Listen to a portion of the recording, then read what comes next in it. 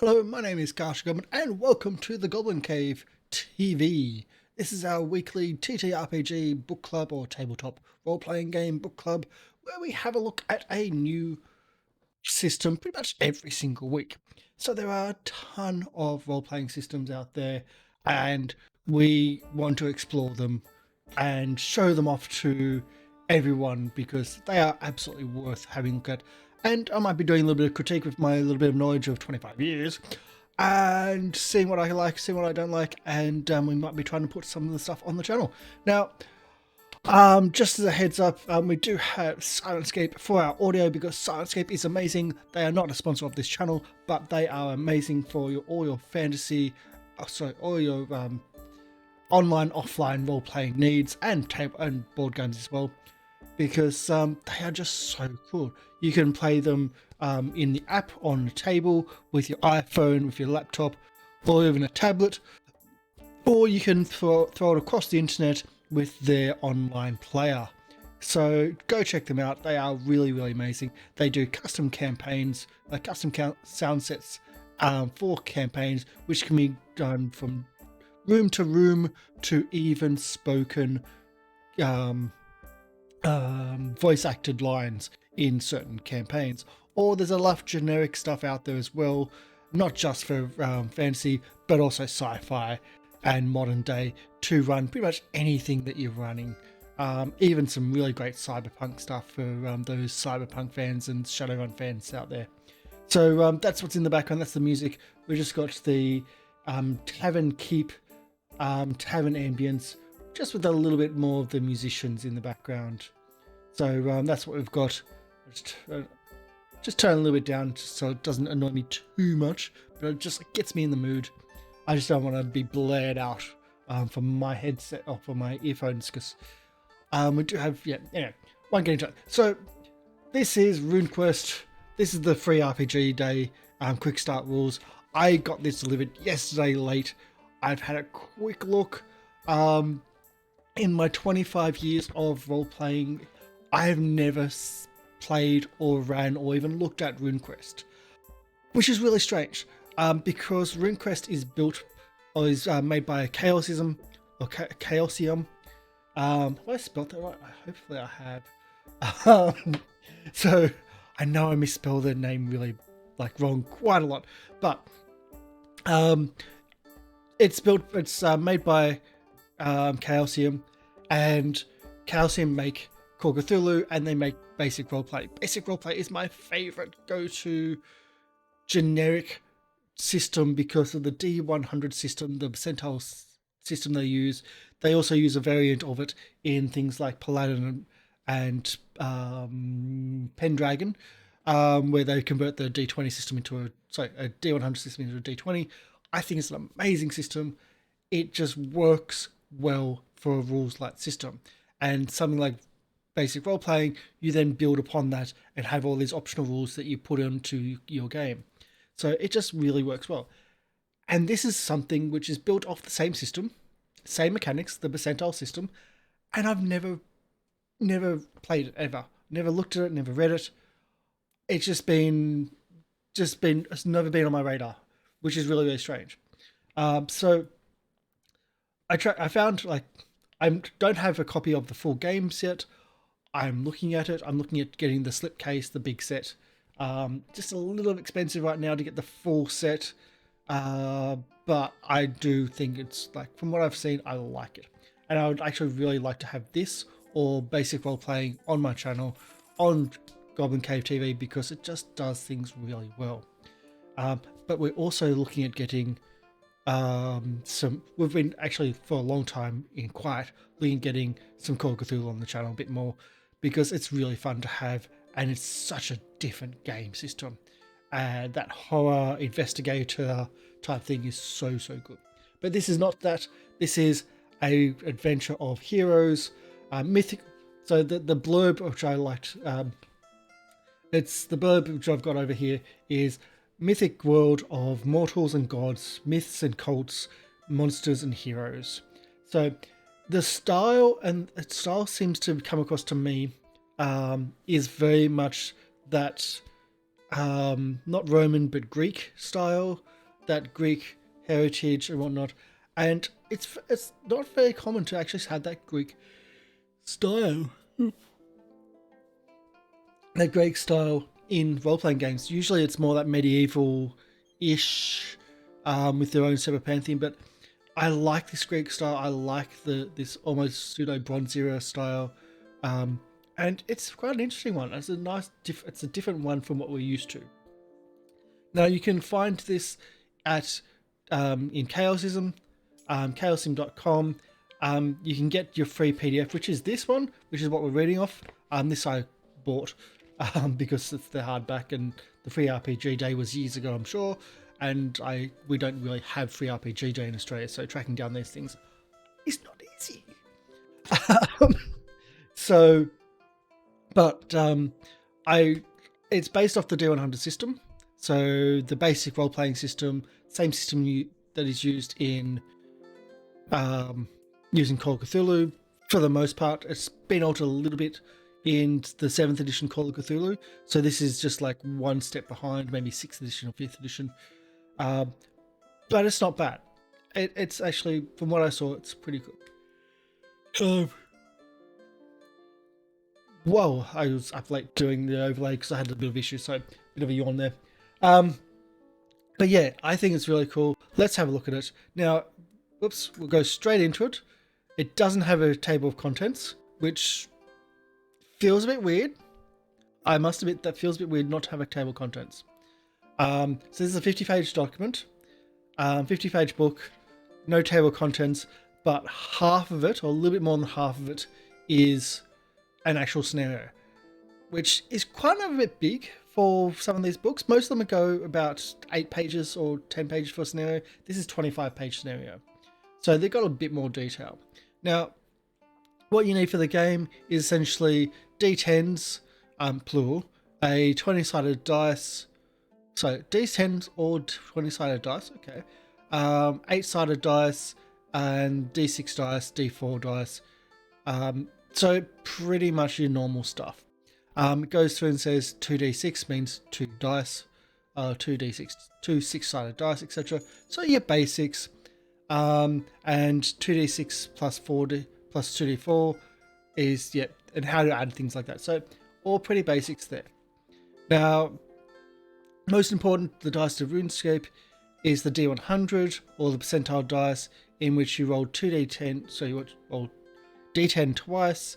The first roll is the 10s, the second roll is the 1s, or for the most dice these days you'll have, at least most dice sets these days, you'll have 1d10 dice, which is have 10s, 20s, 30s, 40s, 50s, that's your 10s dice, and then you have your 1s dice, which is your normal 1, 2, 3, 4, 5, 6, 7, 8, 9, 10. Oh, sorry, 0, 0. So that's kind of how it works. If you're asked to do a D3, then you roll D6 and half it. That's pretty simple. You can find D3 dice every now and then. They are on the market. I do have them. I have seen D2 on the D2 dice as well on the market. They're essentially a token which you flip over, or you spin and flip over. So they are on the market. They're just not common, but the D100 system, the old school systems, still use those type of things. And this is very much one of the original systems out there. And it's still going. So again, we go straight into this where we go, okay, we have 7 attributes. We've got strength, con, size, dexterity, intelligence, power, and charisma. Now, size and power is different to most games. You don't really see that in games. So I'll just give a quick explanation of what that is. So size is your height, mass, essentially how big your character is, and that adds to, sorry, just a little bit tangled, that adds to your character's essentially ability to power through things, i.e. they hit harder. Your power is essentially your willpower, your mental power to be able to push through things mentally. Also, it is involved in casting and whatnot. Now, casting is not really something you see in Call of Cthulhu. It's there, it's really super dangerous, but in this, it's a core mechanic. So power is something that is a core mechanic here. It is called RuneQuest for a reason, because rune and magic is a big part of this game. Okay, now to do a success, also to do a skill check really quickly, your skills are out of 100, well, essentially out of 95, because you always have that 5% chance of failure. And so if your skill is, say, 50, you've got a 50-50 chance of succeeding. If you roll 50 or less, you succeed. Yay! If you roll 51, you don't succeed. Boo. And that's about it. It's as simple as that.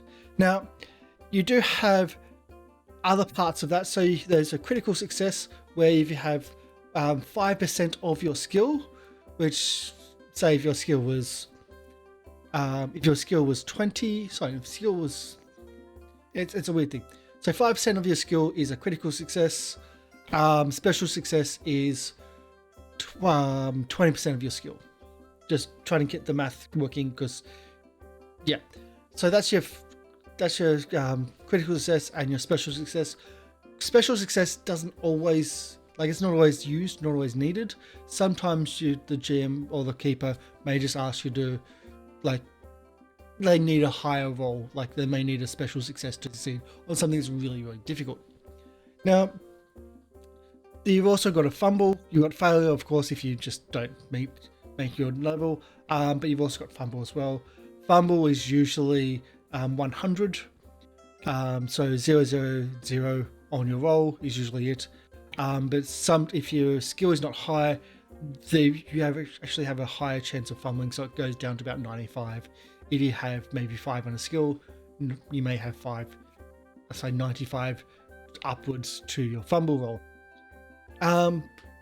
So you can also use a complementary skill, which is something which is new, augmenting your abilities, where you can go, okay, well, say I'm going to try to intimidate this person, but I'm going to use my my firearm skill to intimidate. So you're going to be using your normal intimidation roll, etc. But the idea is that you're going to shoot around the person first or shoot off your gun and show off your whatever. So you roll your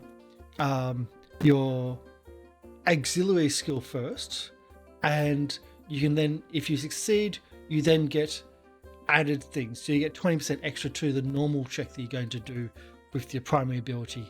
So you can add things like that. I think that's really cool.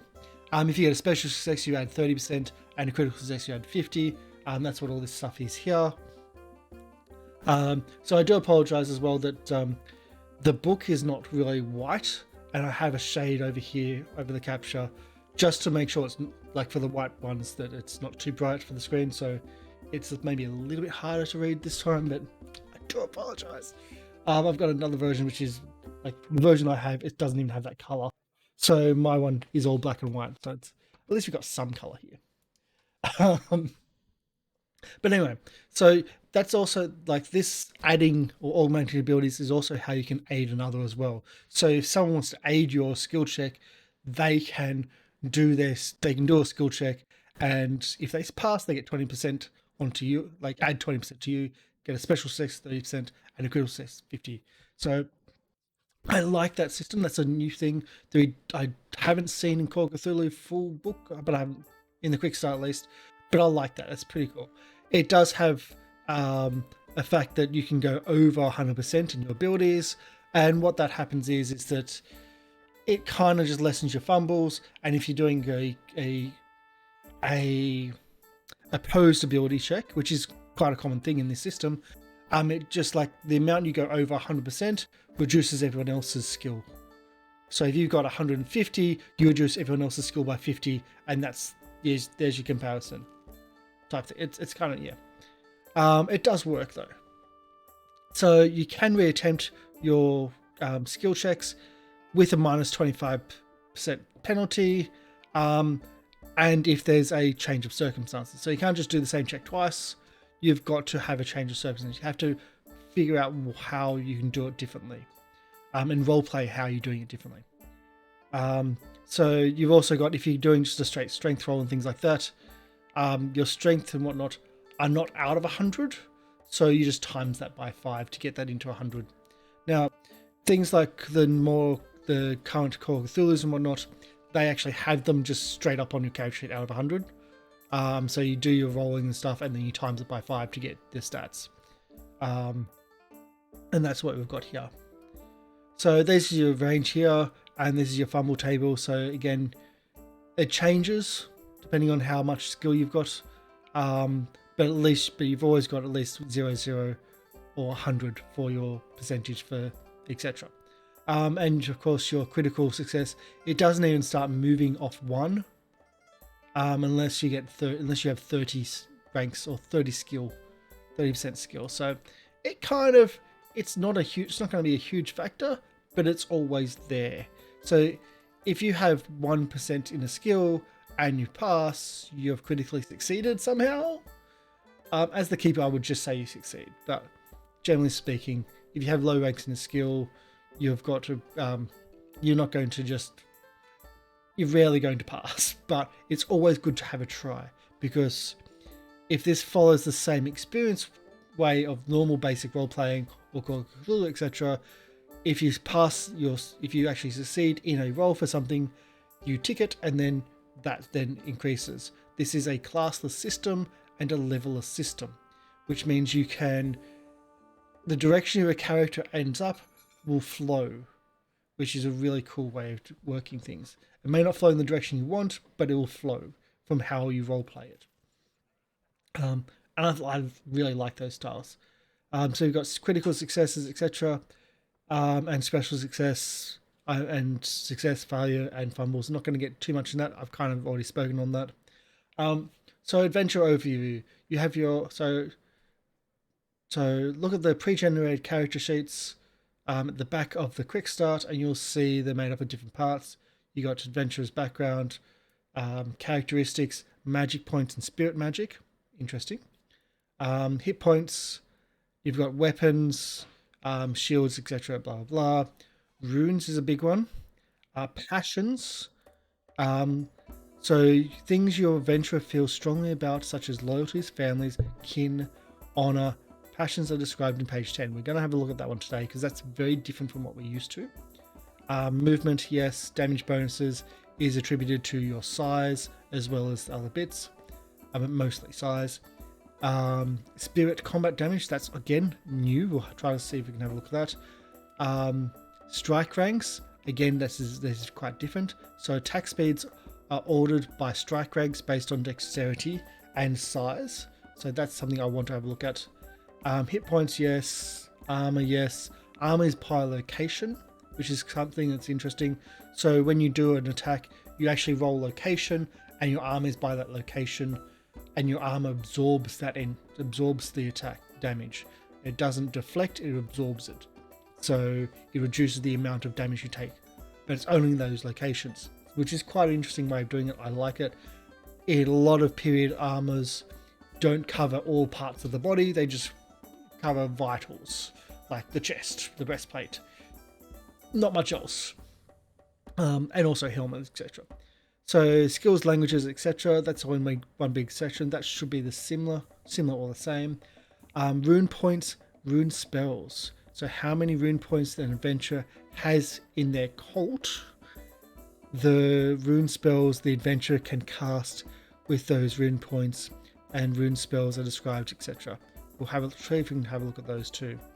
So treasures and magical items, that's self-explanatory mostly. So it's also got stuff about mounts and creatures, reputation and ransom. Ransom is something which I've never ever seen in a game, and I think that's really cool. So let's have a look at this. So the two values these two values play an important part in many RuneQuest campaigns, but they are not hugely relevant to the Broken Tower, which is the scenario at the back of this.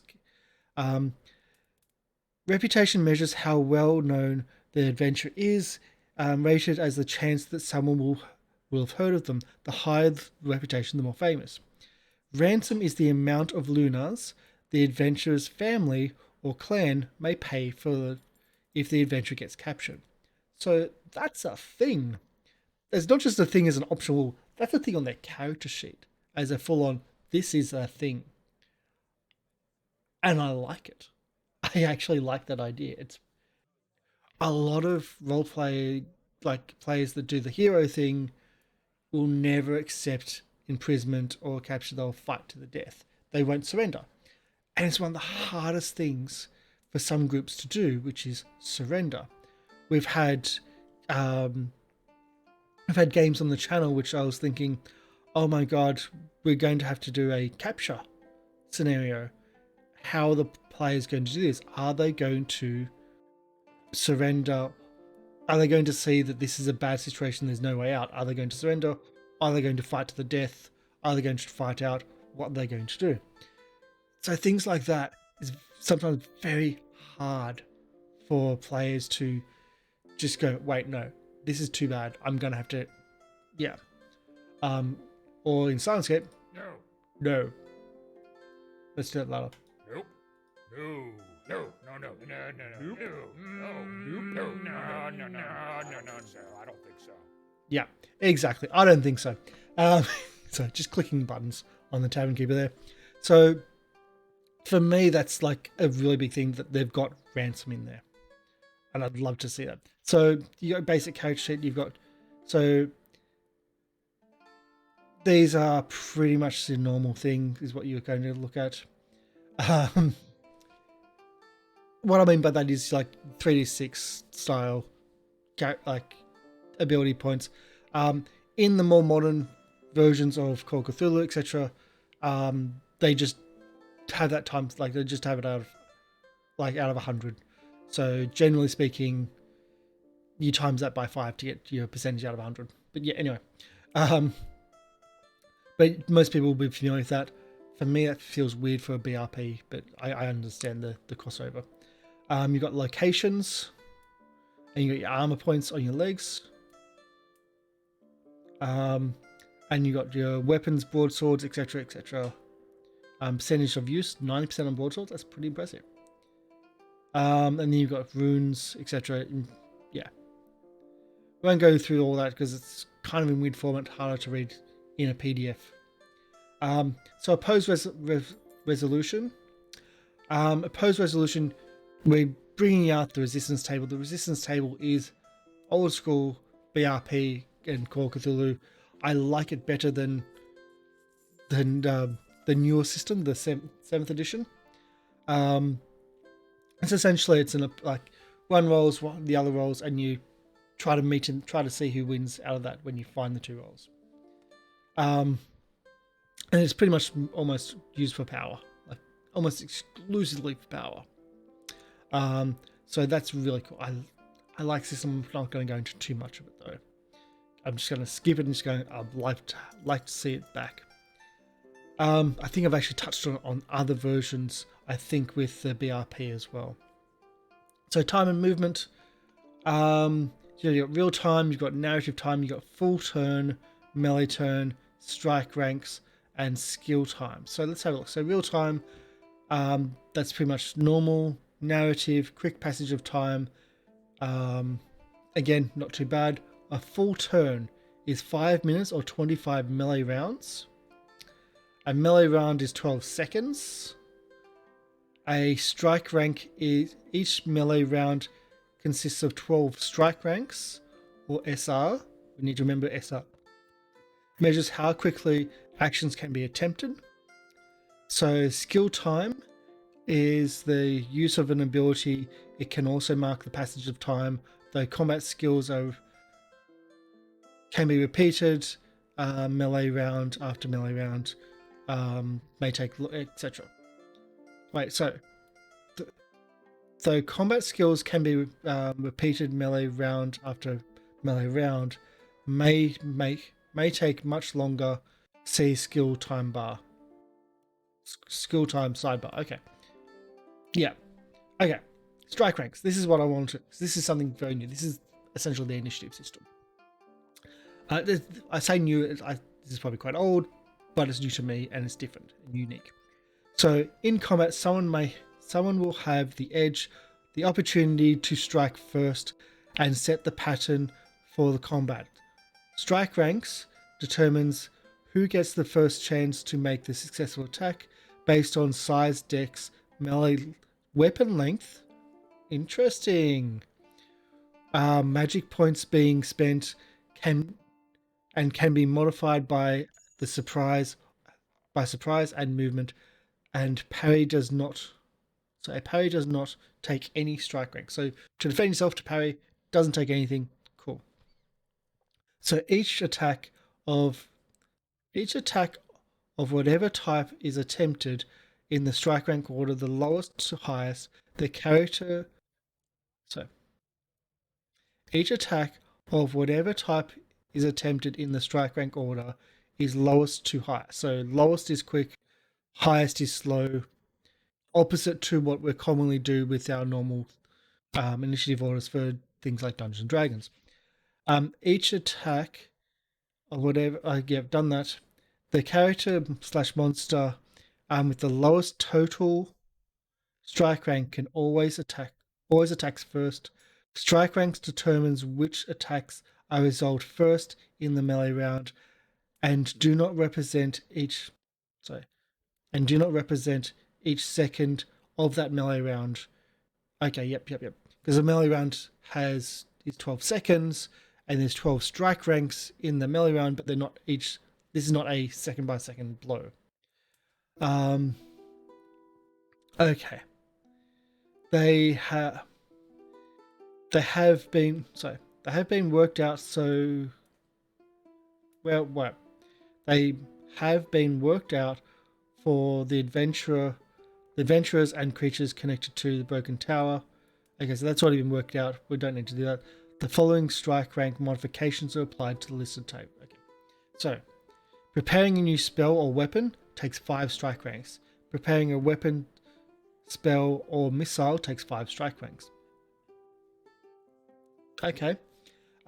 Surprise by foes within 3 meters is strike rank 3. Surprise by foes within 4 to 9 meters is strike rank 1. Okay. Movement.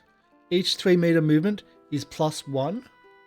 So each movement that you do slows you down. That's interesting. Magic points. So magic points used, 1 per point. Magic points used, 1 point is 0. And magic rune points, 1 point is +1. So there's some modifications which will take a little bit of time to get used to. But this is very old school and I like it. I used to play a lot of Dungeons and Dragons 2nd edition where weapon speeds added to your initiative, and you start off your initiative order, or in this case strike rank order, by saying what you want, saying what you're going to do, declaring your actions, then you roll, and then your actions are added to your initiative, and then we figure out who goes in what order. So if you really want to do something fast, you try to use a weapon or item which is really quick. You still may roll badly, but you've got a better chance than the opposite. But that's interesting.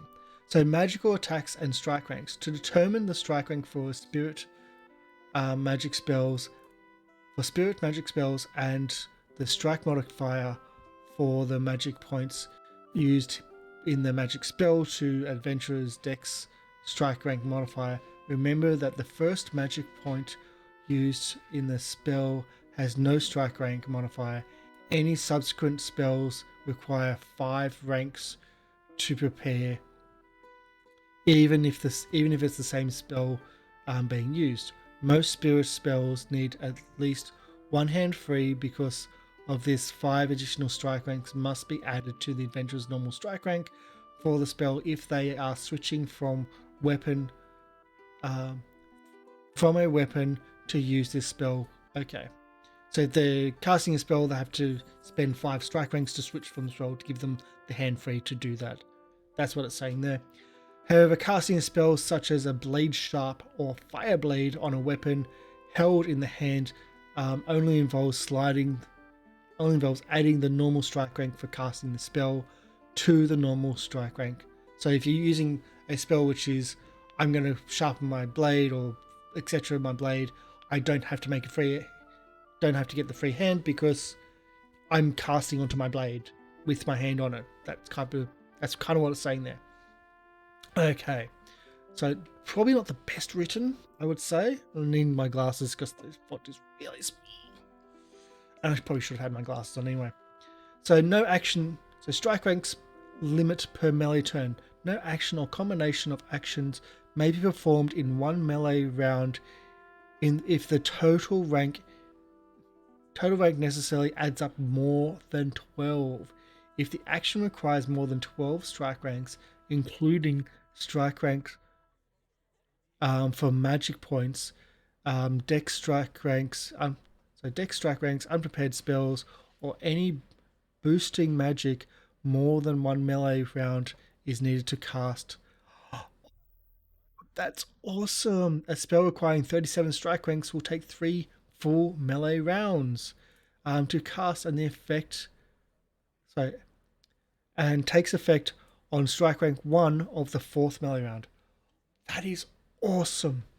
That is absolutely awesome. So in this case, what that's talking about is that if your strike ranks take more than 12, say if it takes 13, you're doing your action, you're ramping up your action in the entire time of that first round, but you go off first thing in the second round. So that's a big thing. That was always something that was kind of weird in second edition D&D, where you could have people going off at really quick speeds at like at 1 or 2 or 3 if they had dexterity, if they had using small weapons with magic on top of them, which reduce those speeds really quickly. And then you had someone with a big two-handed weapon, which that had, like, we're talking about people with speed of 0 or speed of 1 for their attack initiatives, and then someone with like 12 for their attack initiatives. But now you're talking about if you don't fit into that 12 ranks, you don't go off. You go into the next round, and some spells take time to cast, so you just start adding, and like that's when you're going to go. I like this. I really like this. Okay, so I'm excited. It's a bit complicated for people that haven't seen systems like this. I'm pseudo familiar with it. It'd be learning your modifiers is going to be a key thing, and adding those modifiers in to each round, that's going to be a key thing. But it does work, and it works really well. It works really well. It's like it takes time to get used to, I would say. But for people that have played things like D&D, like the older school D&Ds before 3rd edition, you might like it'll be familiar, kind of. I mean, just learning the new strike ranks. So that's pretty cool. So multiple activities outside of melee. An adventurer not involved in melee can conceivably do many things in one round, always keeping in mind that there are only 12 strike ranks to work with.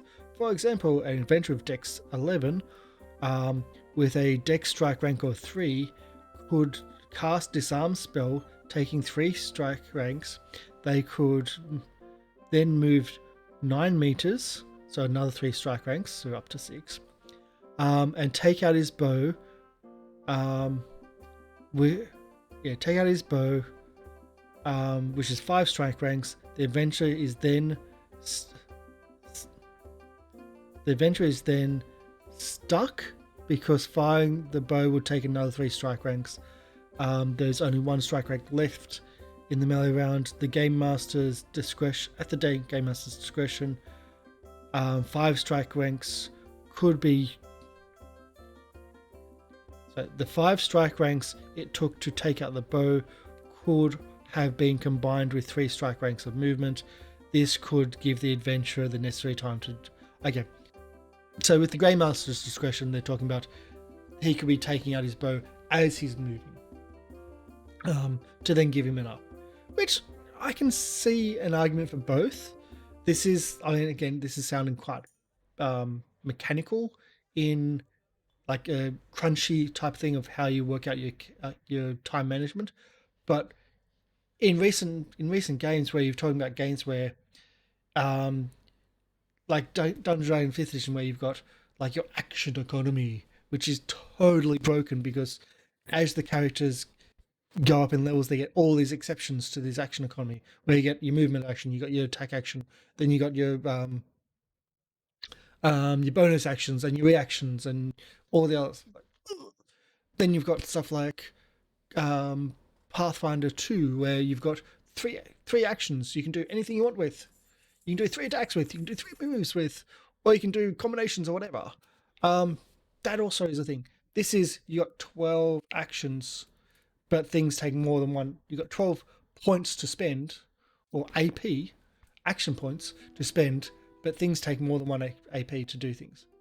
So you'll see something similar to that in the Baldur's Gate game coming out, or if you've played the Divinity Original Sin games, that's your action point academy. Even the early isometric and even the more current actually Fallout games, if you go into the PEPs thing or the VATS thing where you actually have your action points, like that's what we're talking about here. That's exactly what we're talking about here. And I like it. If you think about it in that version, it works. We've just seen that in computer games for far longer in recent years. I haven't seen it in a role-playing game, although this has been here for years. This is my first experience in looking at this. So I'm quite excited about this. This is really cool. Let's see. Let's stop blabbering on. Multiple actions within melee. So when engaged in melee, an adventurer must spend their time attacking and defending, while an adventurer might throw a spell at an upcoming foe and engage that foe in combat within the same round. An adventurer cannot while engaged in combat attack both physically and magically. The adventurer that starts the round engaged in melee may either attack or defend normally, or defend normally and attack magically, but not both. Okay, so an adventurer's strike rank indicates that they may initiate an attack. However, the adventurer is considered to be performing that attack for the entire round and do little else except parry and dodge. Movement. Movement is rated in flexible units called move. It's not yards, it's not meters. It's just, this is how many move you've got. Oh wait, it is considered to be meters. So yep, I opened my mouth before reading on. Move is considered to be 3 meters in combat. Each much more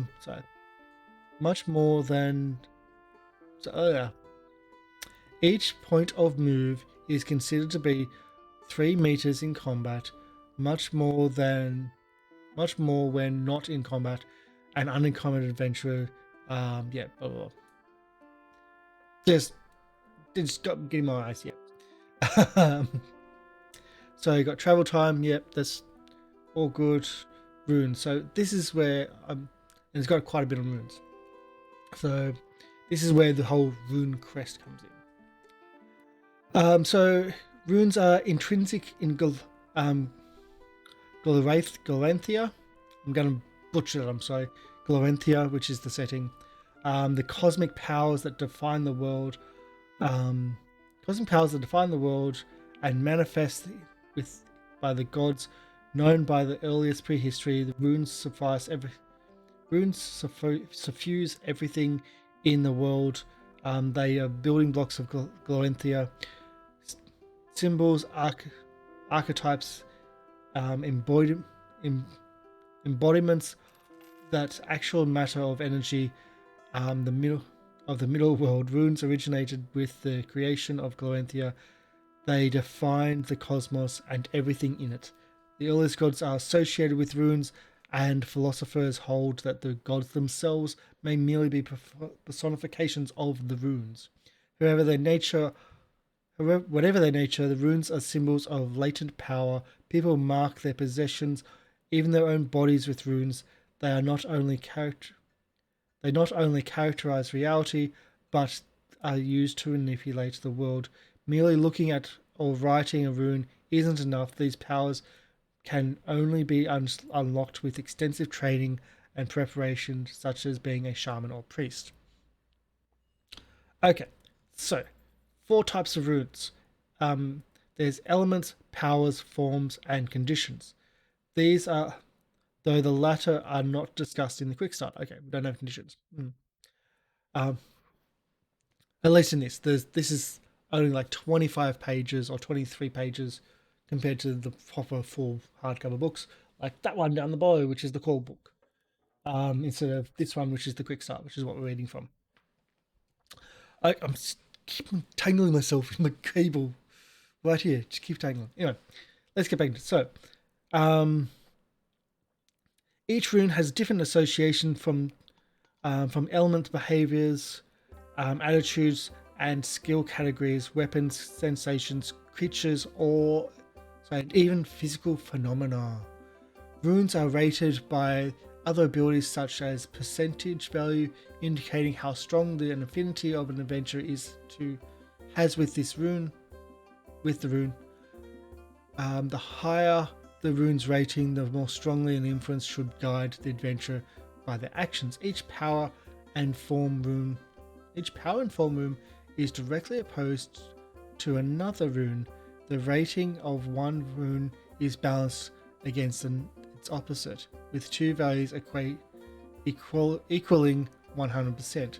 If one rune's value increases, the other decreases.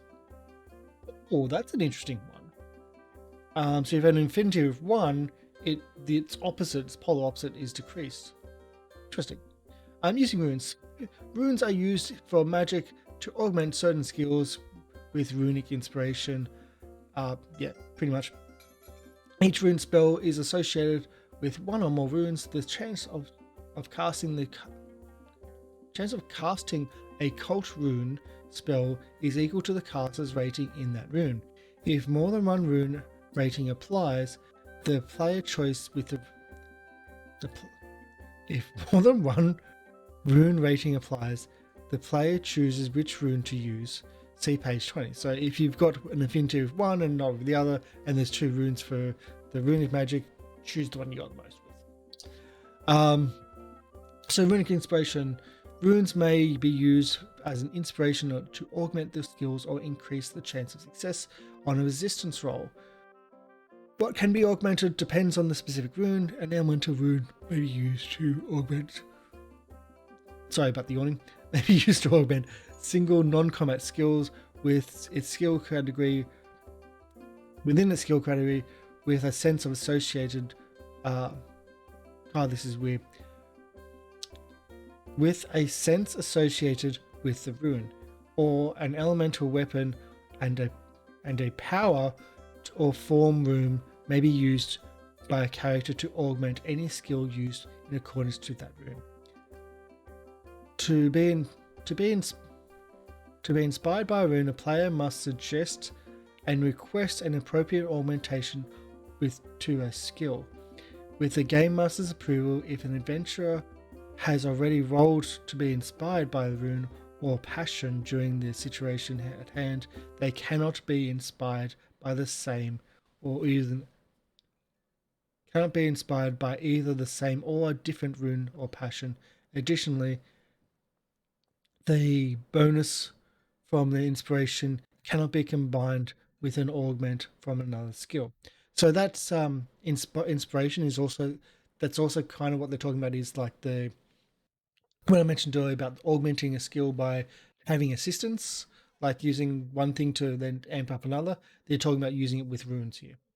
And they've got the same thing here with the success 20%, 30% for special success, and 50% there. So repeating a little bit there.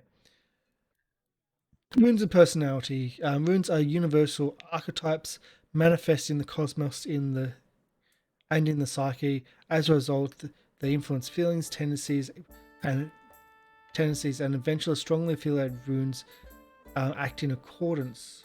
So here we go. Here's some of them here. So we've got darkness associates with Darkness, stealth, skills, listen, secrets, cold, hunger, blunt weapons, insects. Okay. And then we've got something like harmony, compromise, generosity, peace, compassion, community. So that's pretty cool. And there's got opposes as well. So you've got harmony opposes disorder. You got harmony. You got That's pretty cool. I like the opposites. I really do. So you got beast and man as opposites as well. Makes sense. And you got chaos. Is there one for order? No, there's not. There's just disorder, chaos. I'd say chaos and disorder being similar, but they say it's separate, so let's say that they're separate. Yeah. So casual use of runes. Players sometimes do not know what their adventurer would do without Players sometimes do not know what their adventurers would do under special circumstances. At these times, a player should roll D100 to determine the behavior and consult the suitable rune. If the result is less than the rune, the adventurer will follow the rune's guidance. If the number is larger, then the adventurer will do the opposite, especially for opposing runes. Magical tests. Sometimes adventurers must pass magical tests in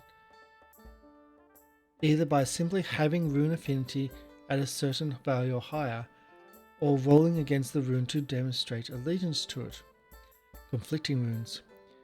When dramatic situation emerges where the adventurer's mind is split on a course of action, the game master may call for an opposing roll using the runes and opposite rune.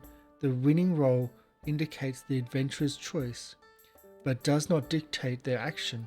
The player can always choose to disobey the adventurer's values or inclinations. Runes and passions. An adventurer's runes may come into conflict with their passion resolved in the same manner. Okay.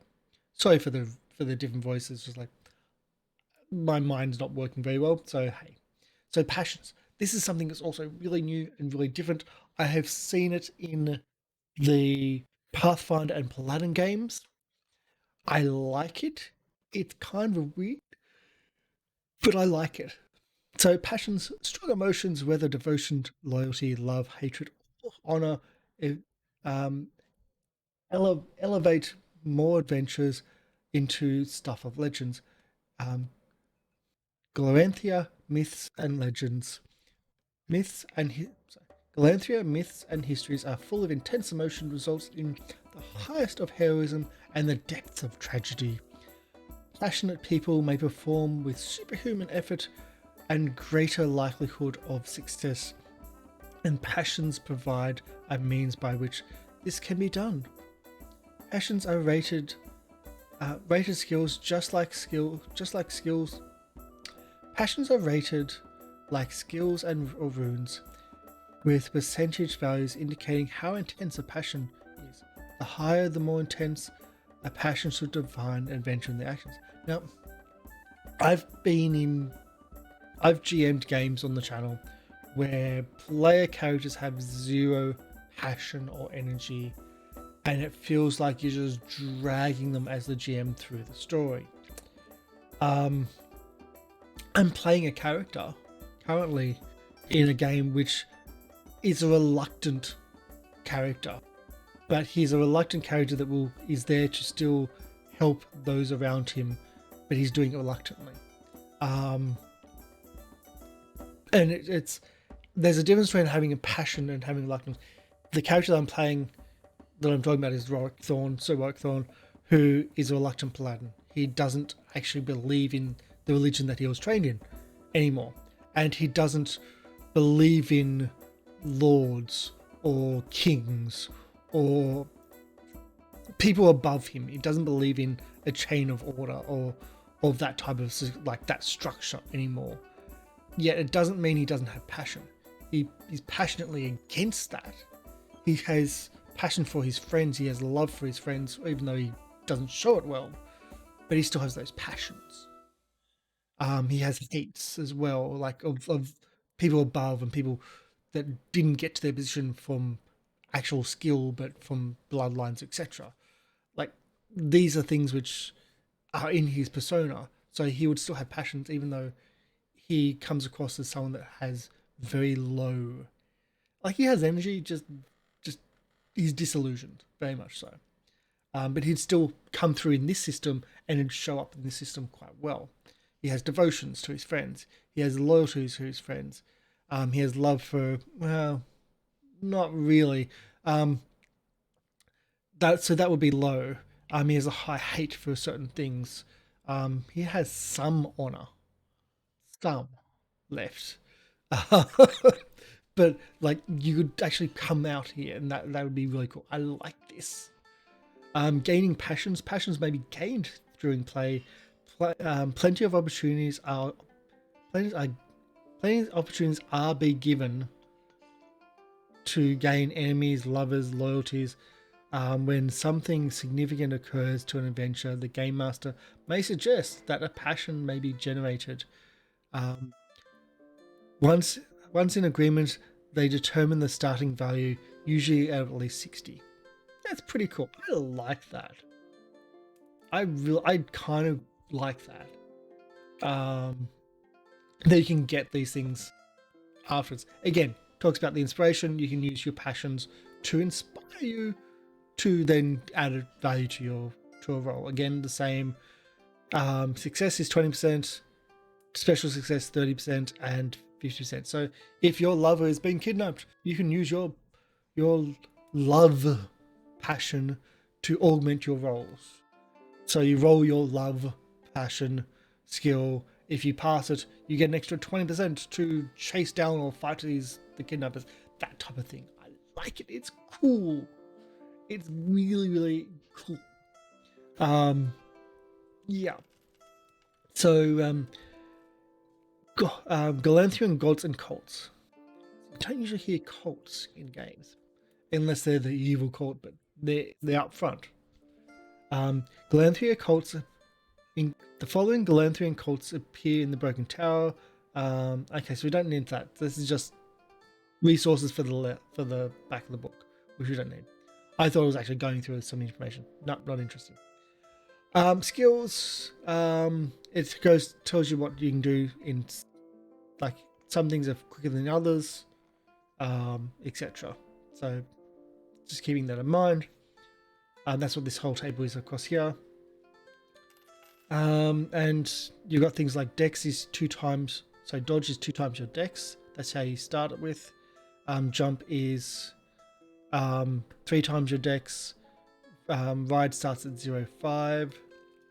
Swim starts at 15. So you actually start with a value in these things, which is really cool. So that's one of the things about basic role playing, Call Cthulhu, etc., where you already start with a value in your skills and then you're adding to it. So some people already have an innate, like, some things are just easy to do. So it equates to that of, this is your starting value. It may start at 30 or even 40 because it's just something you can do. Like everyone can do. You can get better at it, sure, but everyone has at least some ability. Other things is like, I don't know how to do surgery. So you'd have like almost 0 value on that. Like it's not something that people would normally have. So you'd have a very low value and then you have to put more points into it to get up. So put points into it to get up higher. And those type of things. So I like those type of things. I like how they've done it. So let's have a look at this sidebar of mandatory rune and passion rolls. So runes and passion with a rating of 80% or more place the adventure at the mercy of the game master. Such extreme passions require mandatory rolls whenever the game master chooses. In general, the game master has 2 options if the player has the adventurer do something inappropriate for the rating in their rune or passion. Opposed rolls, the player may ask the player they would like to make an opposed roll with a rune or passion under another rune or passion. If the opposed ability wins the contest, the rune or passion trait, with the rune or passion trait, the adventurer can act in different manner as dictated by the ability that won. Oh. And also it holds down the bottom here. Immediately reduce the rune or passion to some level below 80%. Oh, acting against your passion, acting against your love, or etc. That's cool. I like that. But yeah, we've got more stuff here. We've got knowledge, we've got battle, blah blah blah. Oh, good. Um, so combat. Let's see. So we have combat terms, armor points. The armor and some magic spells can reduce the damage. Armor absorbs that amount of damage equal to the armor points present. Damage done once armor points and the effects of any parry have been subtracted from the armor points damage. The remaining damage, if any, is done to the target. Yep, that's pretty normal. You're just subtracting. So damage points once the dice. Well, yep. Just skimming through, seeing if there's anything that's a bit weird. So quick resolution, Mary. Okay, the attacker rolls one d100 to see if they succeeded in attacking. Then a d20 for hit location. The defender attempts to parry. Roll a d100 to see if they succeed. One of the following conditions occurs. One, so if the attacker succeeds and the defender does not, the defender takes damage at the location. If the attacker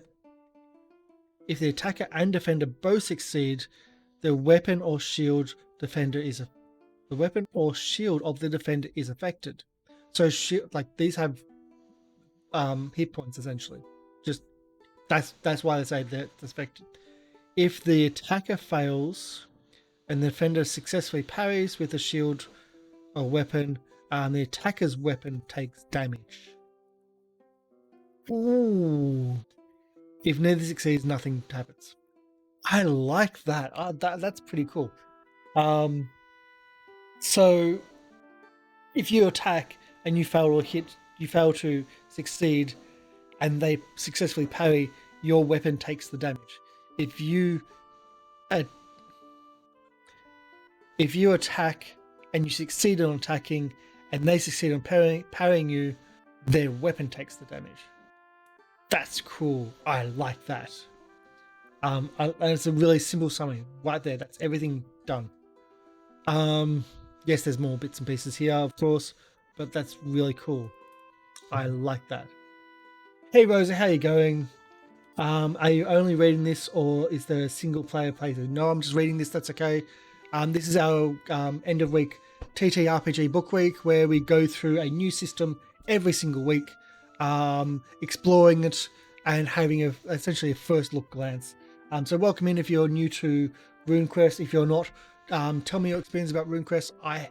In 25 years of role playing, I have never experienced RuneQuest. I've never read it, and I'm really looking into it. I'm really excited about some of the stuff in here.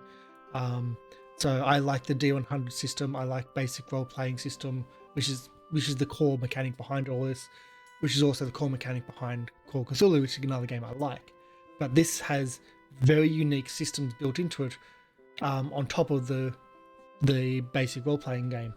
So this is what we're reading through, the free RPG Day quick start rules for RuneQuest. You can pick it up on chaosism.com and check it out yourself. And this is the actual full book, core books down below, which you can get it by yourself. They're a bit more expensive. They're quite a thick book, or you can get them in the place.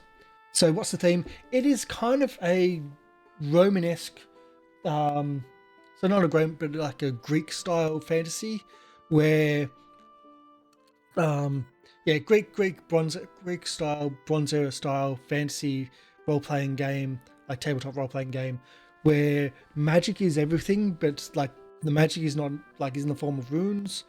It's using the D100 system, which is not familiar with a lot of people, but if you've played Call of Cthulhu, you're very much familiar with it. So it's actually pretty cool. It's got a few differences behind it. I would usually call it a rules light to medium system, where the D100 system itself is super rules light. Your skill checks are out of 100, and so you just have to get that number or below using a D100 dice. So that's pretty easy, but there's a few things above that which are adding these complexities, like which we just had here. If you attack the person and they successfully parry it, their weapon or their shield which they're parrying with gets damaged. But if you miss and they parry it successfully, they damage your weapon. Things like that is really cool. Of course, if you attack and they fail to parry, they get damaged. So that kind of thing is actually pretty cool. I've seen things like that similar, but this is a really simple version of it. At least that's the very quick version written here. So we're going through. They've also got things like the passions, and they've got things like, which is such a nice, beautiful thing, and the GM can really force you to do stuff. The cover character gives off the like Avatar Last Airbender. Is it? Oh, in the version down here, yes, yes.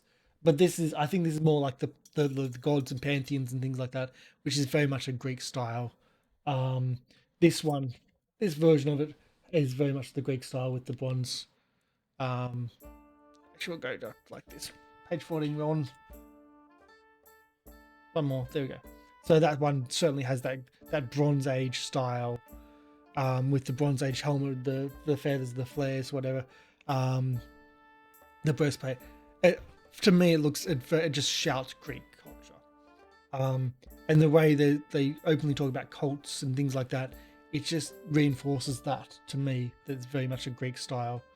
But I'm liking some of the core mechanics here because it's stuff I haven't seen for a while, or stuff which is not as common these days.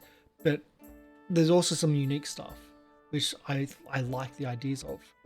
And this is actually quite an old IP. This is one of the original role-playing games back from the early 80s, which used to compete quite well against, yes, Trojans. Yes, I would say Trojan. Yes, that too, very much so. But the Trojan era was also that Greek era, like the height of the Greek era. Yes, but yes, this was actually one of the second biggest role-playing games back in the day. Of course, Dungeons and Dragons being the biggest, like the original Dungeons and Dragons and second edition Dungeons and Dragons. This was the second biggest at that time. But I never got into this. My group was always into the Dungeons and Dragons. Then we did a little bit of Call of Cthulhu, but we never used the Call of Cthulhu system or the basic role-playing system to do fantasy. And this is the fantasy version of those systems. So that's really cool. So I'm not going to go into the real details of all that side of thing. When someone attacks you, you essentially get to parry their attacks, and things like that. Spot rules, aimed blows. So aimed blows, the attacker can pick a specific hit location, because you do have hit locations on this. After announcing the desired hit location, the attack is delayed until the rank 12. Okay. So the strike ranks is essentially their initiative system. So the initiative system has 12 ranks, which is 12 slots. They're not equated to the 12 seconds of each round, but essentially they are. And if you don't have quick enough initiative, you go to the next round, which is pretty cool. So that's what they're talking about, the strike ranks there. Fighting while prone, the attacker on the ground has half their normal chance of succeeding. That's okay. That's understandable. Fighting in the dark subtracts 75% off the skill rank. Wow, that's so hard. But people with over 100% skill can then it's still going to be hard. That's still probably going to be quite hard. Shooting into melee, that's always an interesting one. Um, it's always done quite weirdly. So an attacker shooting into a crowded melee may hit an ally. In these cases, divide the attacker's skill rating by the number of combatants in the melee. Wow. If the reduced chance of success, if the reduced chance is a success, the character hits the intended target. If the roll is higher than the reduced roll, but lower or equal to the normal skill ranking, then it actually does hit another combatant. That's awesome. They've got a proper working rule about shooting into melee, which is not just like you minus X off your attack roll. It actually takes into effect how many people in the group. If you're attacking one person in a group of 10, you're gonna hit the others a lot more often than hitting. That is freaking awesome. I like that. They've solved that issue in such a beautiful, clean way. Yes, it's a little bit more math, but it's so beautiful. So this is a system which is built again off that D100 system, which the whole way through it's still using that D100 system from start to finish. It's all using that D100 system. I love it. There's no exceptions. There's nothing that breaks the rules. This is really cool. I'm really excited. Shooting while moving. An adventurer cannot shoot while moving or dodging. The only exception to this is mounted archery. Naturally. Of course, mounted combat. Here we go. We'll ignore mounted combat. It's rarely used in games from my experience these days. Even back in the day, it was rarely used.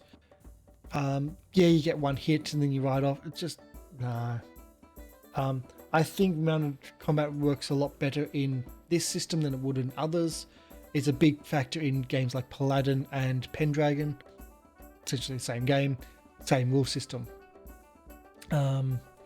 So we've got damage, we've got hit locations, results of damage. So anyone that has taken enough damage to reduce their hit point total to 0 or less dies at the end of the combat round unless healed. That's a quick death. The sum of the hit points in all locations adds up to more hit point total. Okay, yep. So you're dividing hit points throughout the locations. Yep. Severed limbs and maimed. Only a 6-point healing. Only a 6-point healing spell or equivalent, such as heal wound, stacks with 6 magic points applied within 10 minutes can restore a severed limb, assuming all parts are available, i.e. if a limb is being bitten off and the person goes away. Otherwise, healing magic specifically described as capable of regrowing limbs, such as regrow limb spell, or rune, may be used to restore severed limbs. However, any healing magic within which restores hit points can cure a maimed limb. Ooh. Again, has to be within 10 minutes. If that time limit is passed, the limb is useless, even though the hit points can be restored. Oh, that's bad. I know I'm laughing at something that's bad, but this is brutal role-playing games. You've just lost a limb, dude. You don't get that in you don't get that in modern games. You get this in older school games where, like, you can lose a limb. You can lose it. Yeah, it's so quickly. Like, this is good. I like this style. The grim and perilous style, like Zweihander, where people die. Everything is bad. This, like, brutal role playing is where my passion is. Like putting that trauma in. So death. An adventurer reaching the end of the round with 0 hit points is dead. Upon death, the soul separates from the body, travels through the underworld to the Court of Silence, the gateway of the afterlife. Once there, the judge of the dead determines the soul's fate and it departs for whatever afterlife it is assigned. Prior to judgment, it is possible to resurrect the adventurer with powerful magic. After the judgment, only a hero quest can bring the dead back to life. Wow. Why don't they look? This is my end of week thing. This is what we do.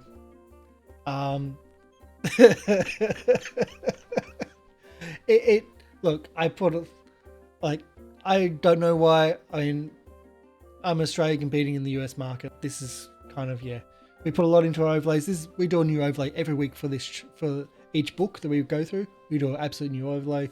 But if you love us, yeah. But I can't really explain why there's, yeah. It is what it is. But this is my passion. My passion is for the role-playing games and to show off the new things like this. Anyway, so death is pretty serious, and it's like there's no coming back. Oh, there's very minimal coming back, which is pretty cool. Healing, so damage can be erased by healing magic, the first aid skill, or natural healing. Healing magic, the healing spell can be used any number of times to cure an injury. Thus, if an adventurer has taken 7-point wound, healing magic can cure 4 points of damage. They can then cure another 3 points of damage in a what? Healing magic can be used a number of times to cure any injury. Thus, if an adventurer has taken a 7-point wound and uses healing magic to cure 4 points of damage, they then cure another 3 points in the next melee round. Okay. First aid. So this skill can be used to stop bleeding, restore hit points, revive unconscious characters, etc. First aid. Use first aid per injury. Use first aid per injury to specific hit location. Interesting. It takes 1 melee round to stop the bleeding or dying of their character, dying of their wounds. If unsuccessful, the user may try again the next round. It takes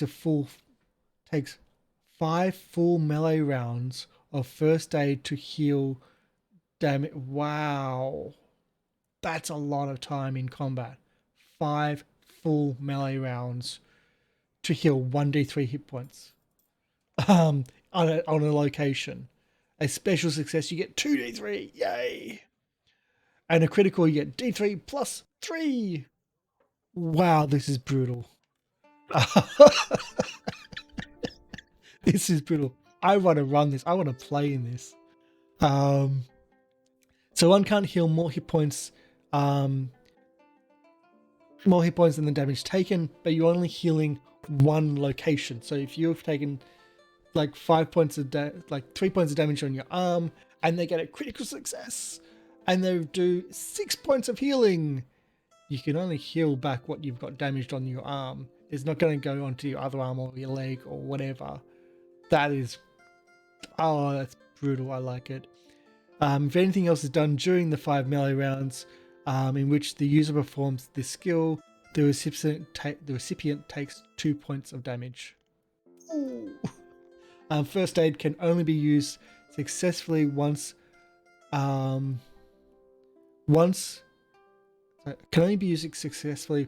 against an injury to a specific location. So you can't heal the same location multiple times with first aid. You can only do it once. Natural healing. All living creatures heal naturally. The creature's healing rate dictates how many hit points they recovered at each location at the end of each game week. For natural healing, it is the location that matters. The number of runes An adventurer cannot. Okay, so it's the location that actually lets you heal. Oh, that's a little bit complex. I don't like that part. Like, I'm guessing it's gonna be slow healing. I can just like, yeah, it's gonna be slow healing. But yeah, having like your arm might heal faster than your chest. Mm, um, yeah, yeah, I'm not really that fond, but okay. Um, Spirit magic, magic points, and resistance rolls. So the magic seems to be a big part where everyone seems to be like they follow these runes which guide their life and their path, like guide how they act. And if they focus on one rune, then that could have an opposing rune. So the higher they go up on one, the lesser they go up on the other. But they've also got these types of things as well. So spirit magic is the most basic of common magic found in Gloanthia. It concerns communication with the spirits that resides in the natural energy and the currents of the world. Cast spirit magic, the caster concentrates their will and alters the spiritual energy currents that creates an effect. This is done through magic points. Yay. For this reason, spirit magic spells, sometimes called battle magic, while powerful, are short duration, while usually 2 minutes. The drain many magic points from the user. An adventurer has power times 5 chance of successfully casting their magic point, like casting a magic spell. So power is your willpower. And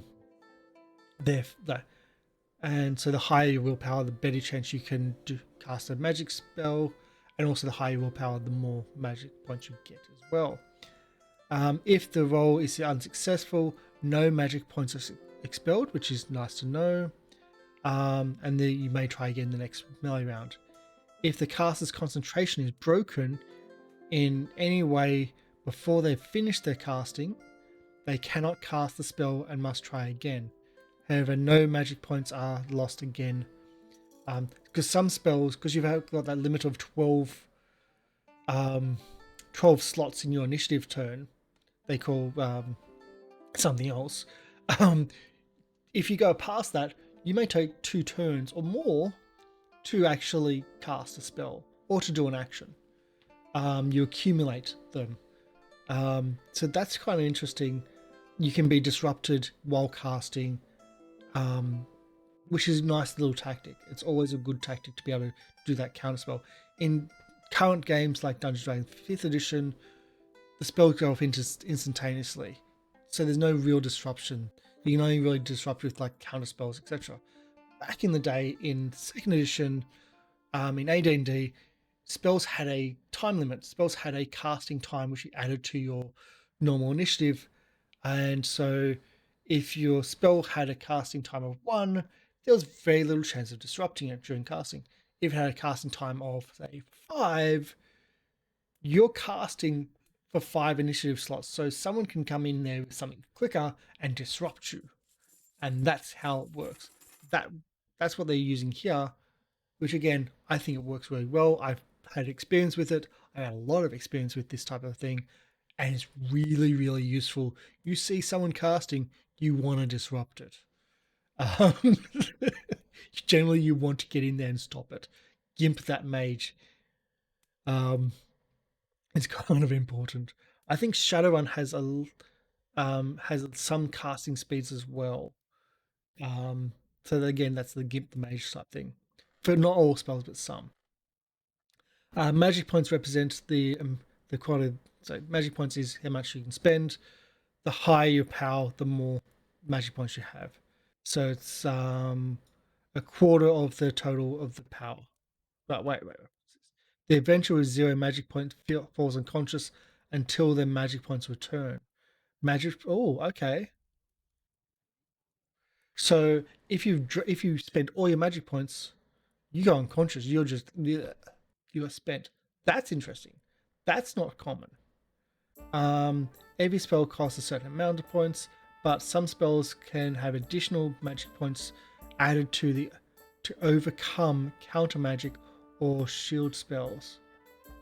Oh, so you can just throw all of your power to try to drop someone else's spell. That's cool. I like that. There's a lot I like about this game. Like, this is probably the most excited I've had for one of these for a while. And I've been doing Shadowrun and Cyberpunk and whatnot for the last few weeks, so this is really cool. I am really excited about this. All targets are resistance roll. All targets except for voluntary ones resist spells you cast at them, etc. Use your power against power.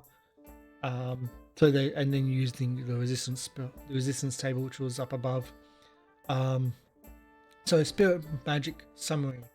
You've got Befuddle, you got Blade Sharp, gives you plus 5% to attack, and plus 1 point of damage, not bad. Demoralize, let's see if there's anything interesting here. Dispel magic, distraction, glamour, healing, there we go. Each magic point heals 1 point of the designated area, can be used multiple times. Second Sight allows the target to view the power aura of living beings. Interesting. You've got slow, you've got strength, increases strength by plus 8, increases the damage by 1 step. So 0 to 1d4, 1d4 to...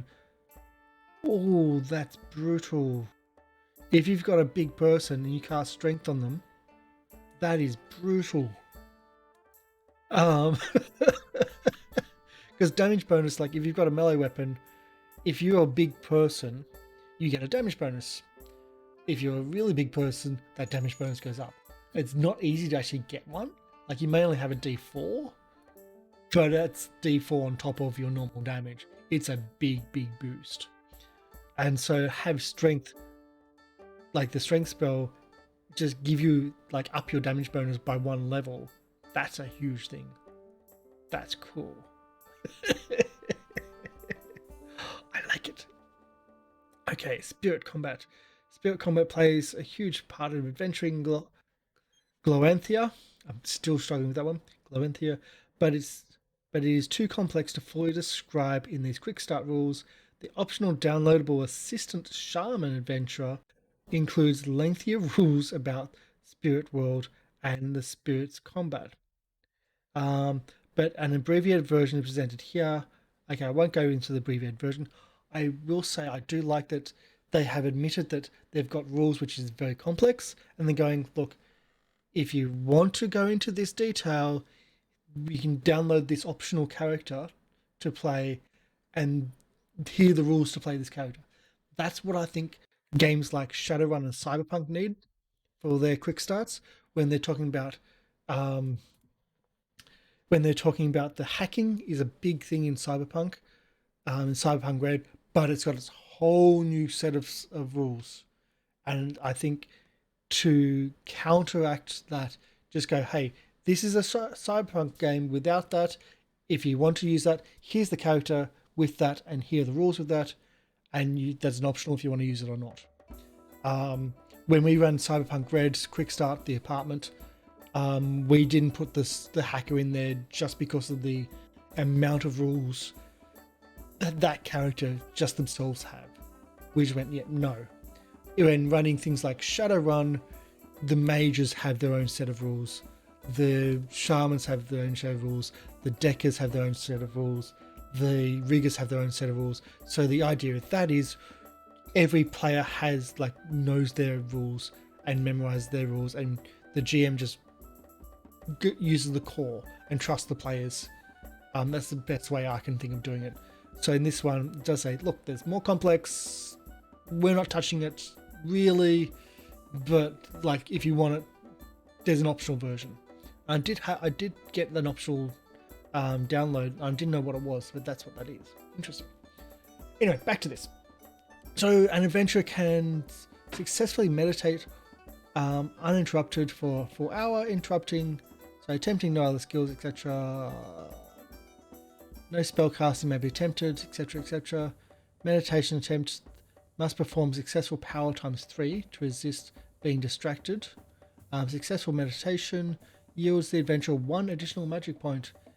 Okay, so you can essentially do a quick rest with a check to get 1 magic point back. Not bad. I don't mind that.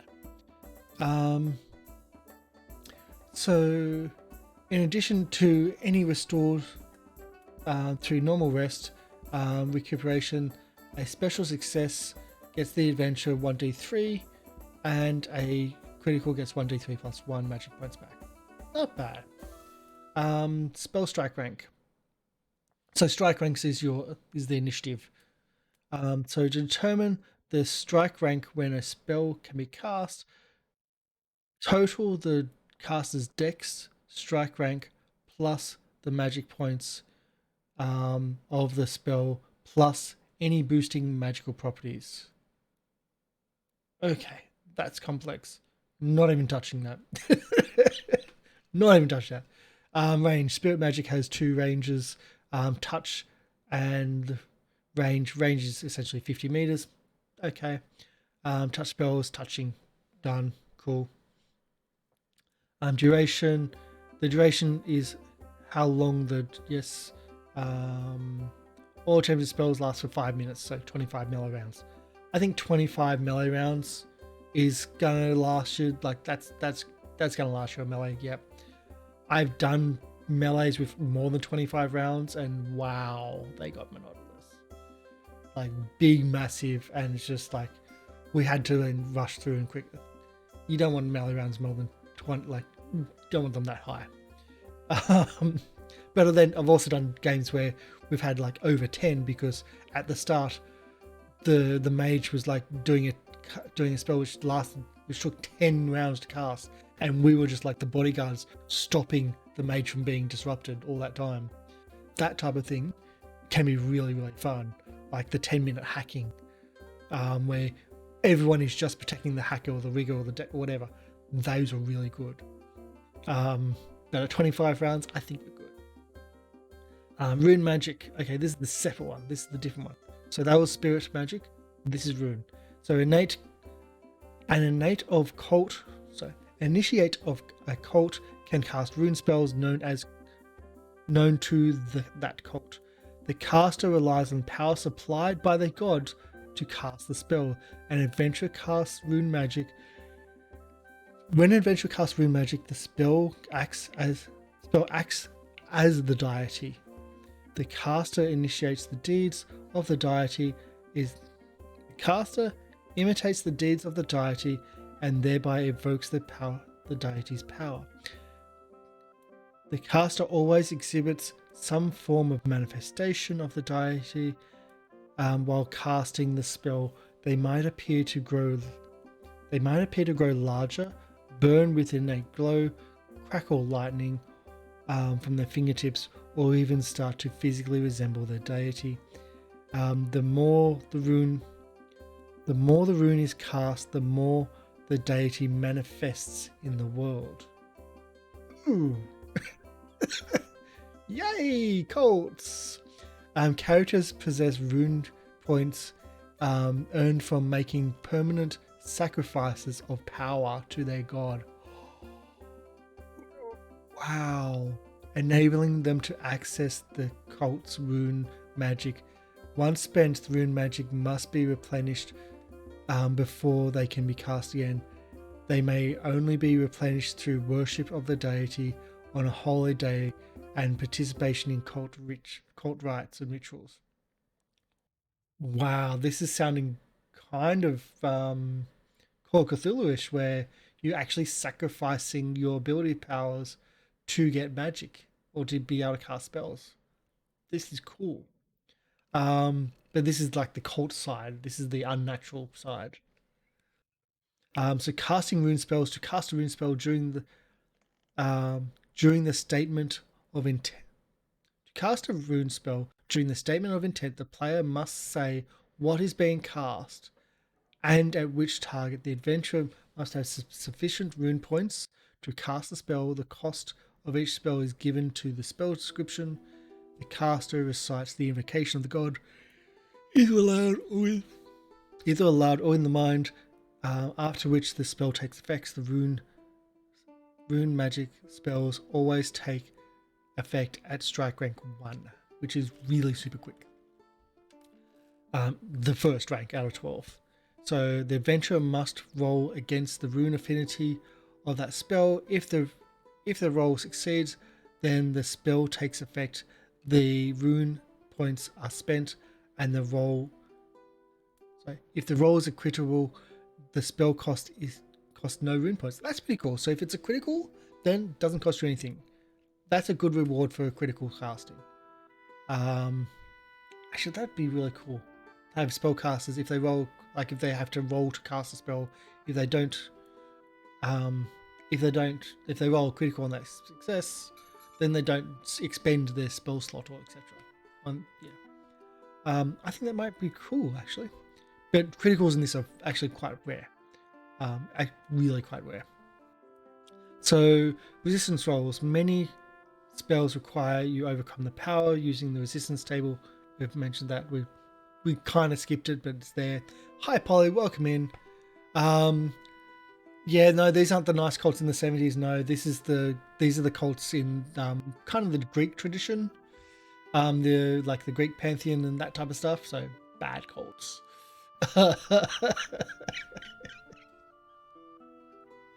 Yes, you're referencing yesterday's episode of the friendly cults in Avernus. I'm sure we could do something. I've been watching too much Umbrella Academy recently. Second season, that's kind of where that came out.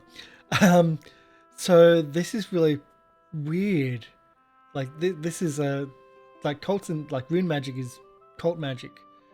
So characteristics of the rune spells, unless the spell description says otherwise, all rune magic spells are passive with the duration of 15 minutes. So that's 3 times longer than the spirit magic, and a range of 160 meters. So again, a little bit over three times the spirit magic.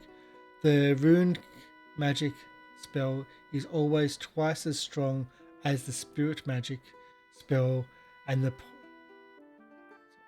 rune magic spell is always twice as strong as the spirit magic spell of the point cost. Thus, it takes 2 points of dispel magic to dispel 1 point of rune magic. Interesting. So the cults have more power than the non-cults. Cool. But again, they're also sacrificing more. They're sacrificing their own body, their own willpower to have this thing, to have these spells. So that's really cool. I've played games before. I've played games before where we had like blood sacrifice and stuff. So you're sacrificing your own power, your own life force to power spells, or to not just power spells, but to empower spells and give them more ability. And that's kind of what this is, but you're sacrificing your mental willpower to do that. That's really cool. I like that. Maximum game fun. What's this one? When writing, thinking, gaming about Gloanthea, always ask yourself, now in this situation, what is the most fun? And then go with it. That's the principle of maximum game fun, MGF. Keep this in mind whenever you apply the rules of RuneQuest to any situation. That's pretty cool. These are like, I don't mind this. This is pretty cool. Oh, you've also got, you can do ritual casting as well. So you can take extra time to increase your percentage of actually casting the spell. So if you take a whole day to cast a spell, you get 50% on top of your skill to be able to cast the spell. If you take an extra round, you get 5%. Not too bad. Because you want to get these spells off because it's costing you. So some of these spells, what have we got here? We've got Charisma, doubles the target's Charisma, adds 20% to all communication skills. Not bad. Detect Truth, that could be powerful. Command Cult Spirit, enables the caster to command any spirit in the cult's presence Ooh, that's pretty good. Well, it sounds impressive. Extension spell, find all enemies, alerts the caster to anyone within range, 160 meters, with essentially bad intents to the caster. Ooh, that would be pretty cool. Heal wound all, heals hit points equal to the. So that's a big one. So that's more powerful, I think, than the spirit version. If there is a spirit version, there was one, yes. Regrow limbs. So regrow limbs was mentioned before. That's useful, but that has to be cast within 10 minutes of your limb being severed. Um, so stuff like that's important. Mind blast. 1d6 plus 2 damage to the target's head. Armor does not protect it. Wow, that's really powerful to bypass armor. Like, that sounds like a low number, but that's actually a big number in this game. And to have armor just like not absorb any of that. That's 1d6 plus 2 damage total to the head. Done. There's no absorption there. Well, there's power to resist it, but woo, that's dangerous. That's bad. True Speak channels the target to speak nothing but the truth. Interesting. As opposed to the Detect Lies. So you do have opposition runes here as well. So we've got Summon Elemental. Oh, that could be so much fun. So yeah, then we got the Broken Tower thing. So there's a lot to dissect in this. Oh, what happened there? Let's try that again. So there's a lot to dissect and there's a lot of bits and pieces. There's a lot of good in this game. I would probably say that it's less rules light to more medium to heavy with the add-ons to the rules. It does move into the complexity, does move the level up one higher into complexity. The core mechanics are very basic. The D100 system is right across the board all the way along. The concepts, the reason why I would change it to one step higher to medium to heavy is because the concepts are not as common these days. The actions in initiative, costing time is very old school. Something I'm familiar with. I did a lot of it back in the day, but it will take some time for people that are not familiar with it to get used to it. Like, it will take time to get used to that type of thing, quite a bit, but it does work spectacularly well, and allows for some really, really amazing role-playing opportunities where, again, you're protecting your spellcaster who's taking a couple of turns to cast their spell, and you're having to defend them, and you can't let them be hit, otherwise the spell can go, and you lose it and have to start again. It's got the brutality which I like, where if you drop down to 0, you're gone.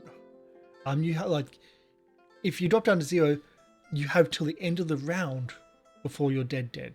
Like, they've got to the end of the round to someone to heal you, and we're not talking first aid healing. We're talking proper healing to do it, because first aid gives you almost nothing back, and it's only to one location. So there's that type of things. The initiative order having only 12 slots. So if you go past that slot, you're into the next initiative round. That's it, done. There's so much in this I really, really, really like. I think this would be amazing to have. It would take a bit to get used to. It would take for the players to take a lot to go, oh my god, what is all this? But yeah, this would be good fun. This is my style of old school. I can't believe in 25 years of doing role playing and loving Call Cthulhu and BRP, basic role playing, so much that I've not seen or played RuneQuest. It's like, oh, this is everything I like in a fantasy role playing game, fantasy system. Yes, the rules are tough. Yes, the rules are brutal, but you can do a hero quest to bring them back from from the dead. That's about it. And I'm guessing that's like the full on heroic journey to bring a loved one back. Oh, loved ones and passions, yes.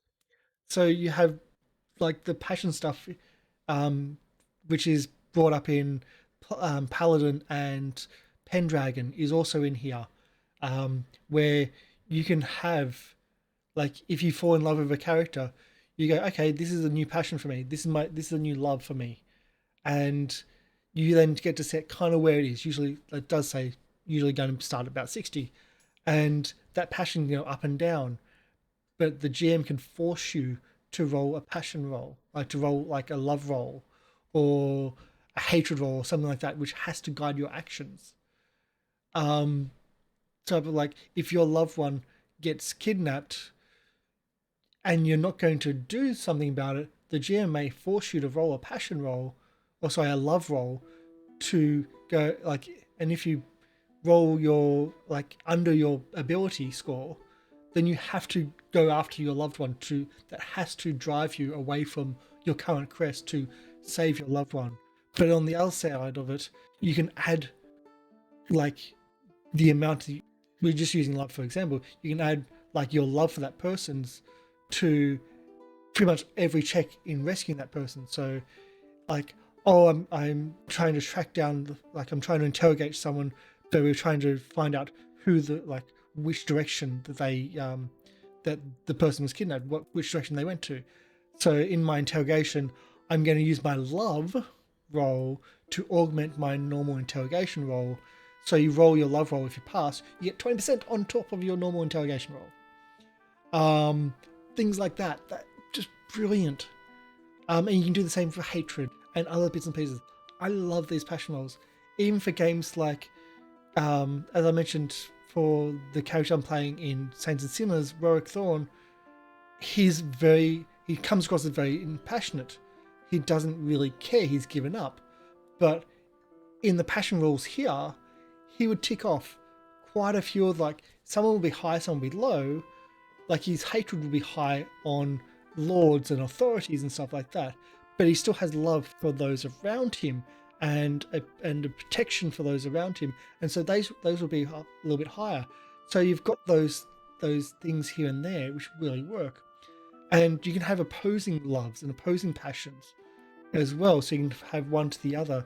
We can love as one goes up higher, the hatred could if one goes up higher, the hatred could go lower on a similar thing.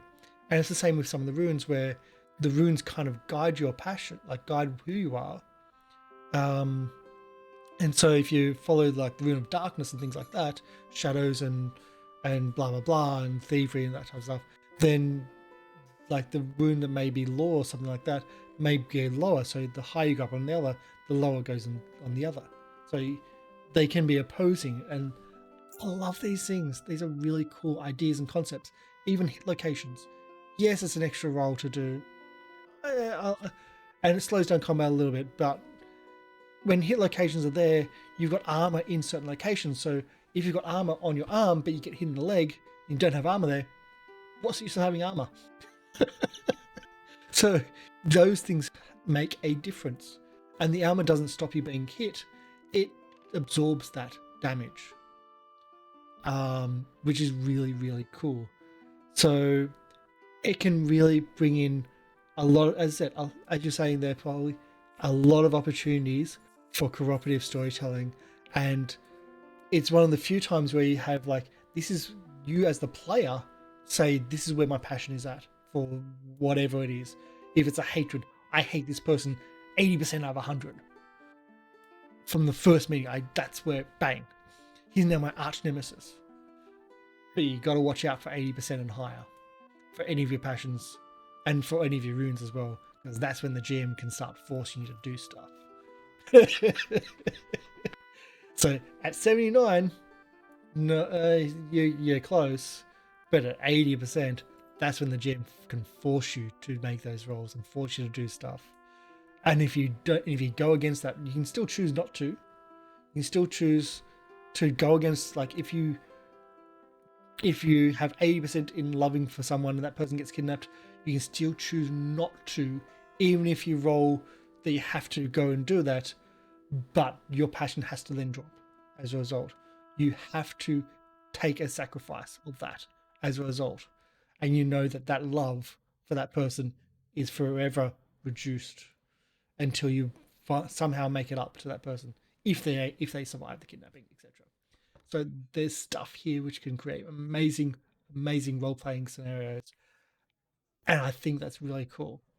And that's what's lacking in a lot of systems these days, which are just simple and easy. Yes, it's a more complex system, but the core system is the same all the way through.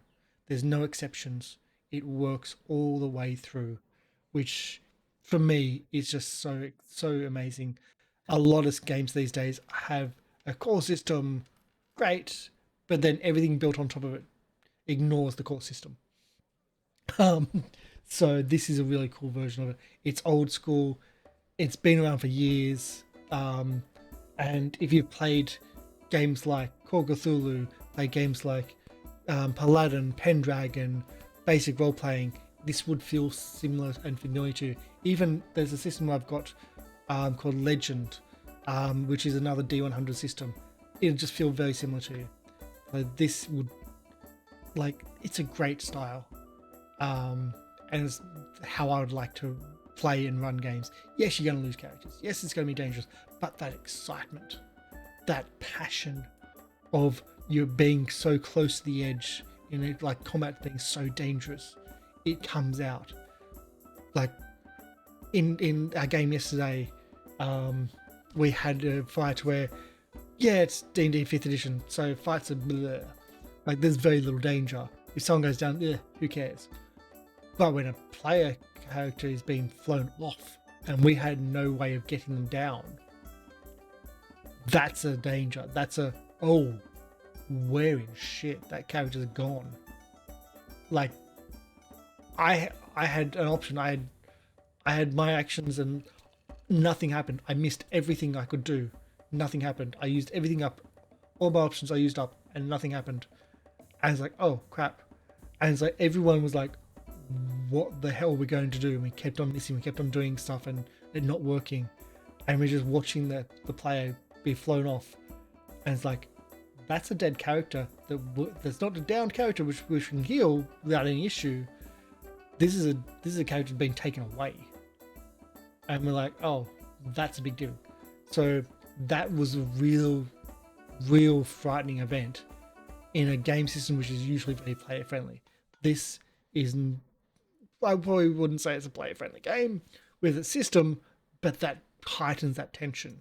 And it's the heightened tension, the heightened emotions, even the heightened emotions of having love, hate as a stat. That can really bring that connection to your character in and do some amazing role playing opportunities. I don't know if it'll run like the more cooperative storytelling like you have with things like Tales from the Loop, where the players are describing everything themselves with the GM. But I think it's more the one to the games master first players, that type of more familiar system that I'm used to. I know that sounds mean, but yeah. But I like this. I've been impressed, and hopefully those that watch this video are similarly impressed. I can't believe that I've been speaking for 2 hours on this. This is probably one of our longest ones because I just got lost in these rules. So check out RuneQuest. You can pick up this quick start book at chaosism.com. It's for free.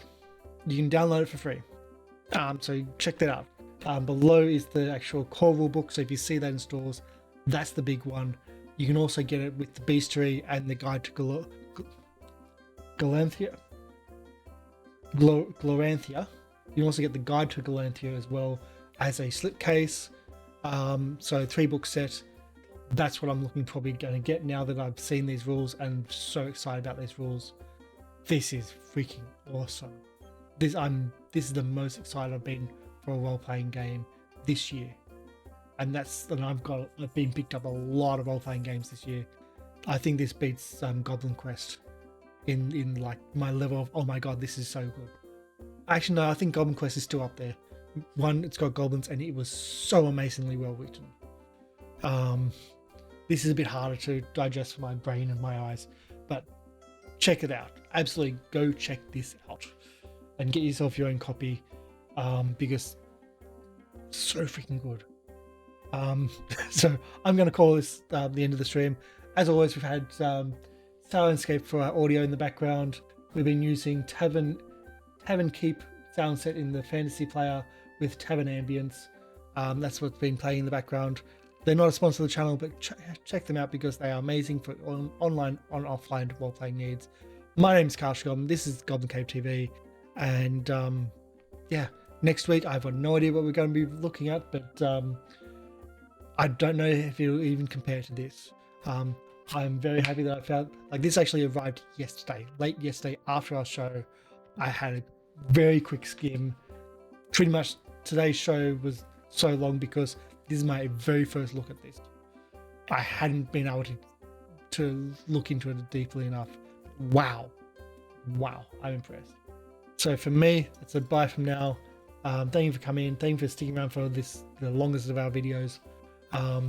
Yeah, we're currently actually airing Saints and Sinners show from yesterday right now. It's premiering right now on YouTube, on our YouTube channel at GoblinCaveTV. So go check that out, and give it a like and give it a whatever. Leave a comment, even if it's a nasty comment. Well, less than nasty. If it's not a nasty comment, please don't. But go check that out.